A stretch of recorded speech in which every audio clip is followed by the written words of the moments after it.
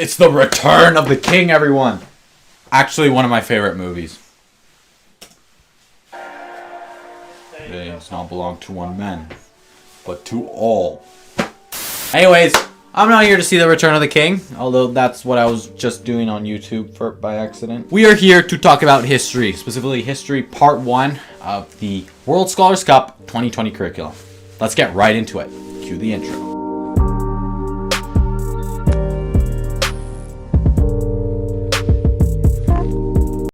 Okay, so after you've watched this episode, make sure to review it with the Quizlet content in the links down below. Check that out. Join the class. You can practice all you've learned in this episode. Big shout out to Kevin for editing this video. Thank you so much for putting in your time. Check out his YouTube channel in the description down below. And without further ado, let's get right into it. All right, first question is, have you ever succeeded someone else in a role or a position? The answer actually is yes. If anyone watching participated in the 2017 round, you guys probably remember a YouTuber called Alexa Lost.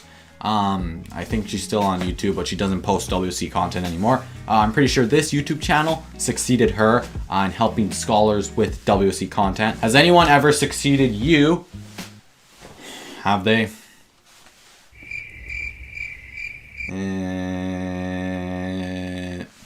I actually can't remember if anyone succeeded me.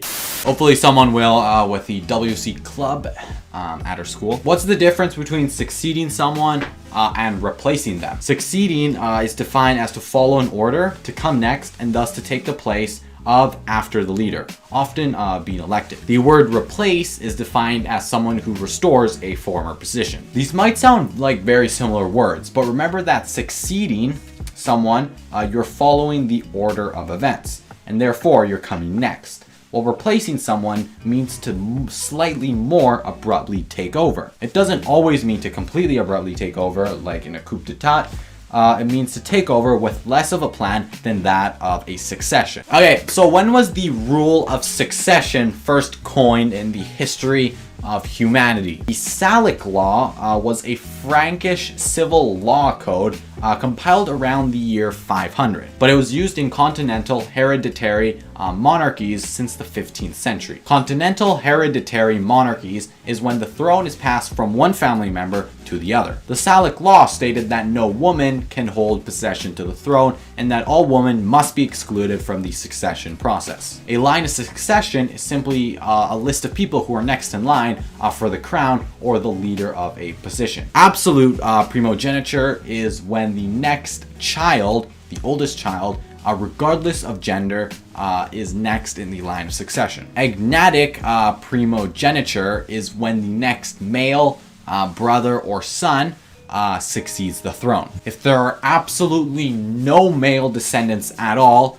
then maybe the next female, specifically the daughter of the king, can be chosen up for next in the throne. An illegitimate child is a child born to parents who are not married. An example of this is Marie Antonette, who had a child with Count Axel von Fersen, a Swedish diplomat, instead of Louis XVI. As a result, these children still inherit the throne under the parents who raised the child. Coronation is the act and celebration around placing a crown on the head of the next successor in a ceremony. Abdication is the act of a monarch authority giving up their power, thus their throne. Next is Usurper, which is when someone takes power of the throne illegally. This person often takes control of the entire empire by brute force. A Regency is a reign, an act of someone being appointed to rule a state because the person in power is missing a minor or is incapable to rule. Next is the Act of Settlement, which was an act of parliament passed in 1701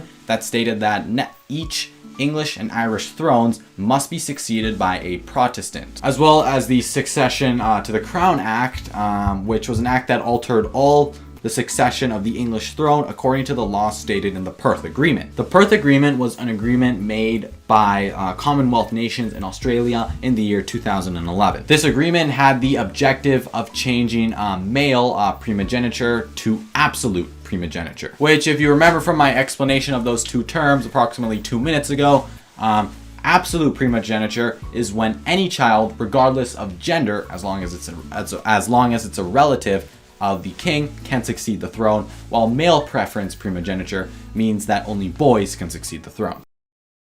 Okay, would it make more sense for royal families to set aside primogeniture altogether and have the most qualified descendant succeed the throne? I think that this would be more effective instead of blindly hoping that the oldest child is the most qualified. However, it doesn't really matter much these days because of the limited power the royal family has on global politics compared to a few centuries ago. So I think a system where we were to vote on the next family member would be effective now, but not as effective in the olden days. If the citizens were to vote in the past, this could be a risky endeavor to make, as because of the spread of misinformation and the lack of easily accessible data and information such as the internet, which we have today. A board of directors that were to vote on the next royal family and thus would live with them basically throughout their childhood and into their adulthood might be more effective.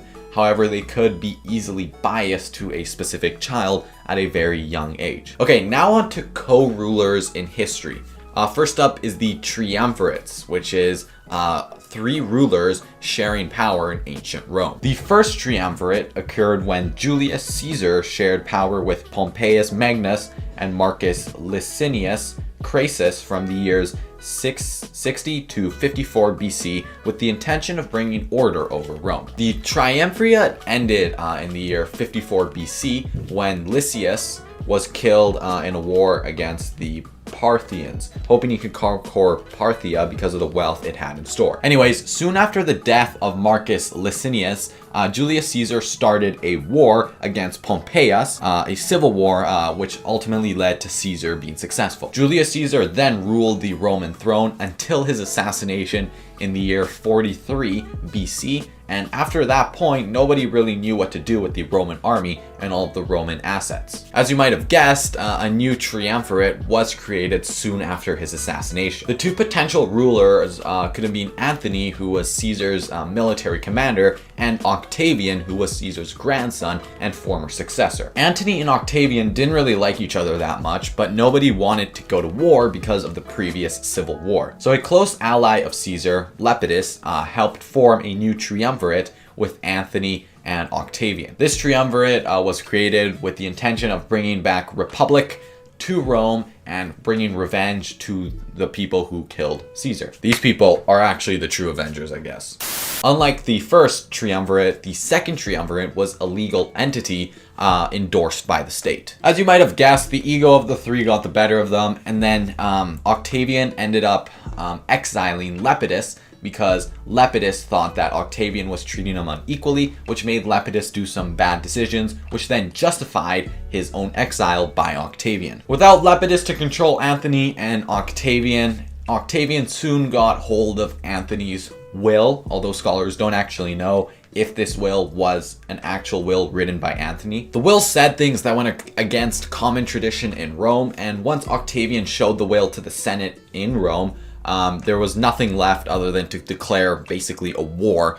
against Antony. This war ended up with the Roman army chasing down Antony all the way to Alexandria, where in the final battle, Antony and Cleopatra committed suicide, leading the end to the second triumvirate and Octavian becoming emperor and successor to Julius Caesar. It's pretty interesting how in the both triumvirates, rulers ended up taking each other out because of their ego and ambition. Okay, now on to a few examples of co-regencies and diartic rule, which is rule shared by multiple leaders. A co-regency refers to the sharing of power, specifically in that of a monarchy. An example of this is Egyptian pharaoh Amenemhet, where he made Sesostris, his son, co-regent, which shared the monarchical power, making a smooth transition after his death. Okay, now on to Hatshepsut and Tuthmosis III. Hatshepsut was the stepmother of Tuthmosis III, and Tuthmosis III would eventually succeed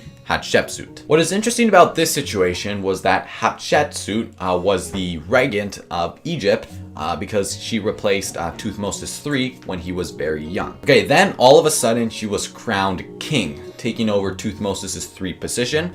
and ruling Egypt for up to 20 years up to her death. She was a very successful king, building multiple monuments and statues throughout Egypt during her reign. Once Thutmose III took over in the year 1457 BC, he ordered all of the monuments Hatshepsut built to be destroyed, as if Thutmose wanted to remove any legacy that she ever existed. It's as if Thutmose wanted to permanently delete and kill Hatshepsut, because without a statue where people can remember the pharaoh, she cannot live in the afterlife and will therefore be permanently dead. The reason for the destruction of all these statues is unknown, but a worthy speculation states that a worthy general such as Thutmose would not want to be associated with woman as a co-regnant. So by removing Hatshepsut from history, future generations might remember Thutmose as the person who did all of the amazing stuff for Egypt instead of Hatshepsut. Okay, now on to the Catholic monarchs of Spain. These are Fernando II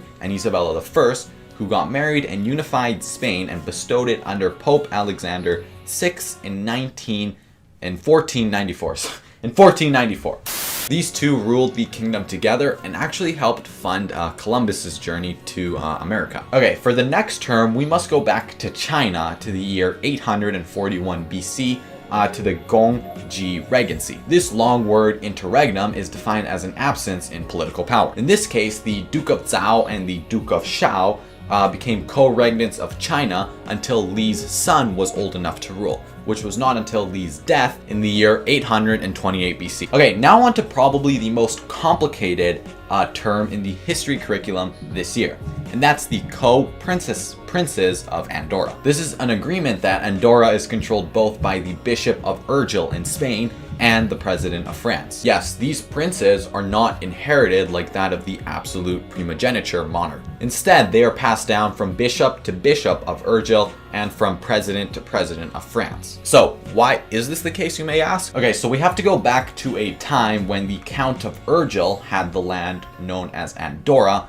and wanted land that the Bishop of Urgell had. So they made a trade, but the Bishop of Urgell, without any military support, was kind of scared that someone might come and easily take over the land. So he asked the Count of Fox for protection of the land in return for diartic rule of Andorra. So you might ask, how did the Count of Fox transition all the way to the President of France? Well, long story short, something called the French Revolution happened, and all the power was mished up and basically sent over to the leader of the revolution, which after the revolution was Napoleon. And then after Napoleon, it was simply just passed down president to leader until now the modern leader of the French government owns part of Andorra with the Bishop of Urgell. Now onto Alaric and Eric, which from what I found was a story of diartic rule in Norse mythology written around the year 1200. Alaric and Eric were the sons of King Agni, who ruled the house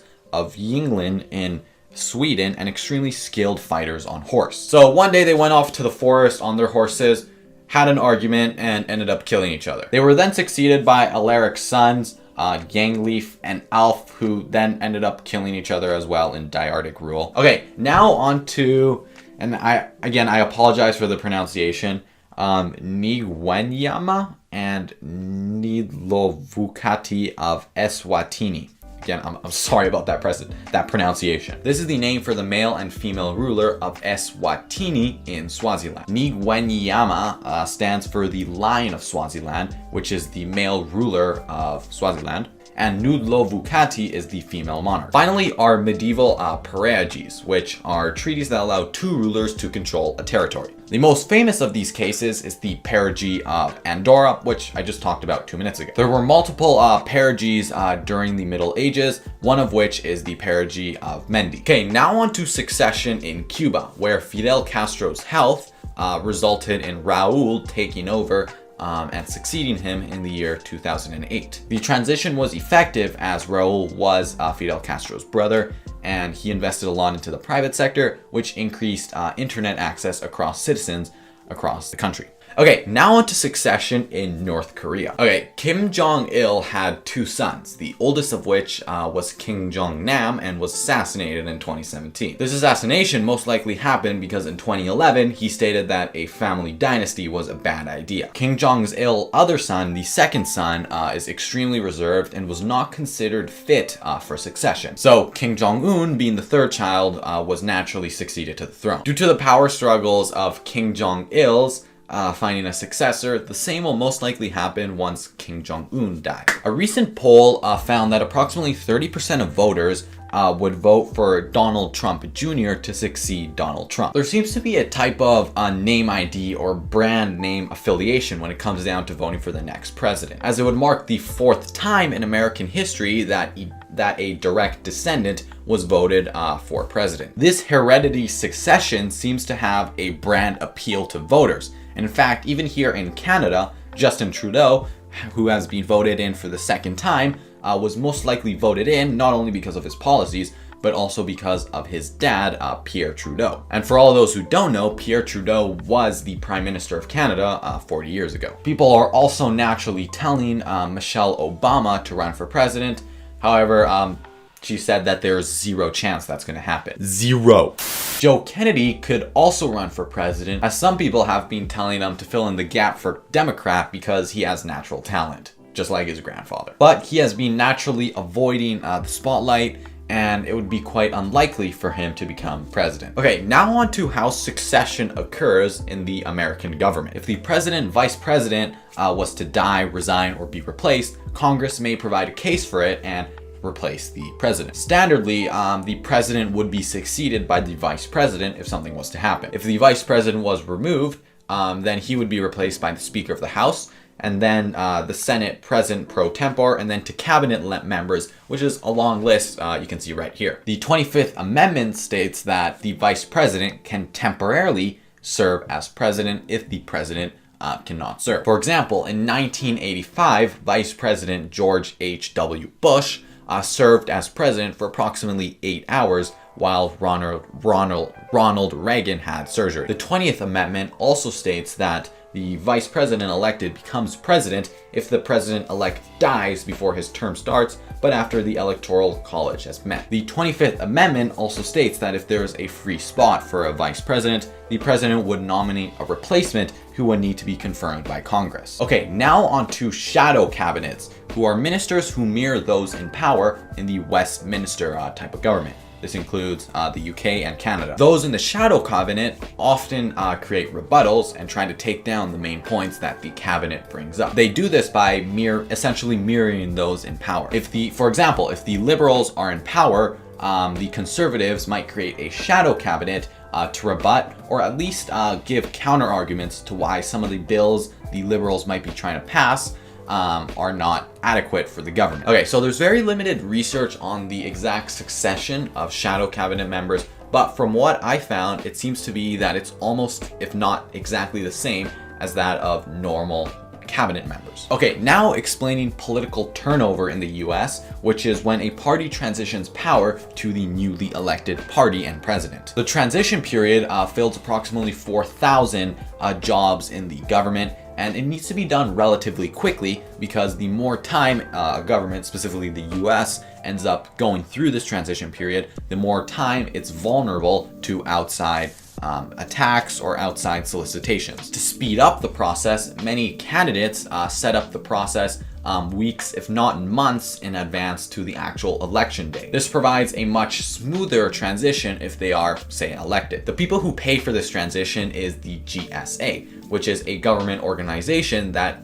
oversees basic functions of government agencies. The WC asks whether new leaders should be required to keep some members of the previously admission around to help ensure a smooth transition. I would say that this is not entirely necessary, as government agencies such as the GSA already assist with presidential transitions since the year 2008. And let's say the opposite party was to be elected into government, having previous administrators from the opposite party might just slow down decisions that are trying to be passed. Okay, now on to coup d'etats, which are government takeovers by undemocratic leads.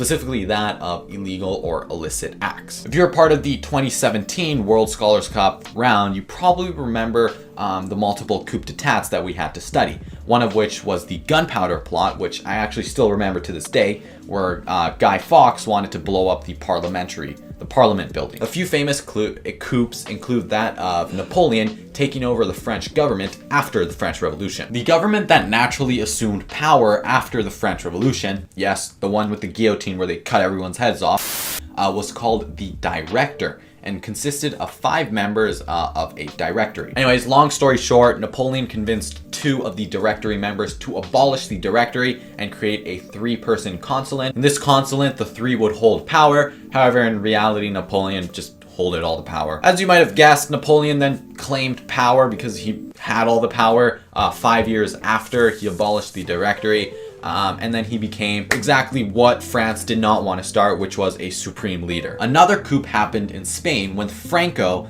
took power right before World War II began. I unfortunately do not have enough time to consider all of the details and talk about everything that happened in this coup.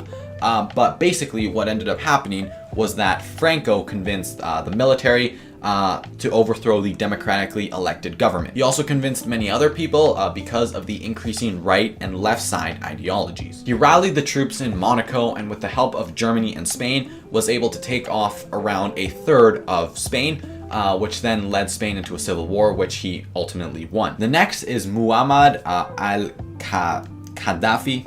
Again, I apologize for the pronunciation, who seized control of Libya as a junior officer at 27 years of age. He did this by driving multiple army vehicles to Tripoli and Benghazi while the king was on vacation. The personal guards guarding the palace basically did nothing, and just like that, he was in power. Next is Idi Amin, who started as a humble soldier and slowly moved his way up the military ranks. He was a close ally to the president, but the president soon started discrediting him. Once Idi Amin found this secret plan the president had to arrest him, he quickly moved in all the troops to the main city, taking over key buildings and soon becoming leader of Uganda. Okay, this final coup brings us to Chile, where another military leader creates a coup to take over the country. Augusto Pinochet, the leader of the army, controlled all the tanks, all the jets, and moved all his army to the palace to take over. It ended with the president, Allende, being forced to commit suicide, which is when Pinochet assumed power. What is worse was that Allende was Pinochet's friend and mentor when Pinochet was a soldier. So betraying him like this is, well, unexpected. Okay, now on to company succession. Again, this seems like an extremely long video, so shout out to Kevin for editing this. Thank you so much. From the looks of it, it's probably going to be like 20 gigabytes of video. So make sure you subscribe to Kevin down below. So if you can please share this video with your friends, that'll mean a lot to me because I do put a lot of effort in creating these. Anyways, now onto a few old companies and their succession. First is Standard Oil, founded by 4 men in the 19th century, one of which was Rockefeller. The company was split into 34 smaller companies in the year 1911 because of the Sherman Antitrust Act, which was established back in 1890. This act was created to help remove monopolistic firms, and after the 30-ish companies were created, the stock was shared and owned by the previous stock owners of Standard Oil, 25% of which was Rockefeller himself. In the car manufacturing company Ford, the succession has actually been very smooth since Ford created the company around 120 years ago. The company was passed through the family members until recently, where Ford's great-grandson passed the company to his COO after 6 years of meticulous planning. The succession in the past few years has been extremely effective, as Ford has seen a lot of growth in the company. Anyways, comparing recent companies like that of Microsoft, Intel, compared to those of the 19th century, specifically to that of succession, a big comparison is actually seen. With Microsoft, Bill Gates handed his CEO title to his old college friend and Microsoft employee for over 20 years, Steve Ballmer. Ballmer was number 2 at Microsoft, and he succeeded Bill because Bill wanted to go back to his roots, becoming the leader of the product coding development team. Satya Nadella then succeeded Ballmer, as he was originally the leader of the Microsoft's cloud and enterprise division. You see, these successions often involve someone in a leadership position already in the company taking control instead of just the CEO assuming that their children will be in a situation where they're able to lead the company. To understand why this might be the case, we might have to look back 100 years to business ideologies in the late 19th and early 20th century. Due to preconceived beliefs and gender identities, the CEO dad would often prepare his eldest son to succeed him and take over the company. This often led the son without a choice, and if you've ever seen those movies, the son always ends up fighting with the dad on his future. This isn't the case anymore in the US because of freedom of choice, but it's also transformed in a way where choosing the leader of a specific niche of your company is going to be much more effective in generating profits. With this in mind, a number of American researchers have criticized multiple Asian business owners for passing down the company to their relatives because of the relatively small success rate. There are a few reasons why only 30% of Asian family-controlled businesses only last until the second generation. The first of which is the problem of mortality, as the CEO is not willing to let go of their company as if it's become an actual part of their body. This results in poor succession planning, as the leader is often not ready to transfer the company to the next leader because of the abrupt change in physical health conditions. As a result, they often end up shoving the company to the closest relatives, whether those relatives like it or not. This problem happens mainly in China, Hong Kong, and Taiwan, according to the article. The situation is different with the Japanese, who pass their company off to the eldest son. The Japanese are more open and prepared to select the most talented among the siblings in the next generation to be treated as the eldest son, and here, note that eldest son does not actually mean that they will choose their eldest son. It just means that they will choose the most capable relative. They sometimes go as far as to adopt a talented person and train him to be the successor of the company. Here again, the oldest son is a way of saying the most qualified family member. Okay, now let's look at departed company leaders and what led to them making this choice. Okay, first is Boeing, who had multiple different successors through the history of the company. As you can see right here. I will start off by discussing the first succession with William Boeing, who was the founder of the company. William left the company after he was ordered to break up multiple of the assets he had into different entities. The successor was Claremont Agnatic, who was a previous engineer at the company. Recently, however, the company has been under many allegations due to a recent 737 MAX Boeing crash, which apparently was caused due to a failure on Boeing's engineering team. The CEO of Boeing resigned and announced the current chairman of the board to succeed, as they believed the change was necessary to restore confidence in the company. Okay, next is Alibaba, where Jack Ma departed to focus on philanthropy and education. The successor was the previous chief executive officer, Daniel Zhang, who is now executive chair of the company. Next is Uber, whose founder, Travis Kalanick, stepped down from the company for similar reasons of that of Boeing, for unethical culture and multiple allegations received, specifically that of sexual harassment. The successor was Dara Khosrowshahi, who was CEO of Expedia before going to Uber. Uber reportedly paid him around $200 million to leave Expedia, which was enough to incentivize him to go and work in Uber. Okay, now on to WeWork, where Adam Neumann stepped down as CEO, allegedly after attempting to make the company public. The investors from this Japanese firm, SoftBank, were scared to lose revenue from going public because the company has yet to make a single dollar in profit. The two successors to the CEO title have been previously working at WeWork as vice president and chief automation officer, respectively. Finally is the succession of Instagram. And who would I be without giving myself a shout out to subscribe, to follow me on Instagram? Check it out, link down below, or at Joaquin_Ravello. Post tons of quality content. Follow me down below. If you DM me with a question, I will respond to you in under 24 hours, guaranteed.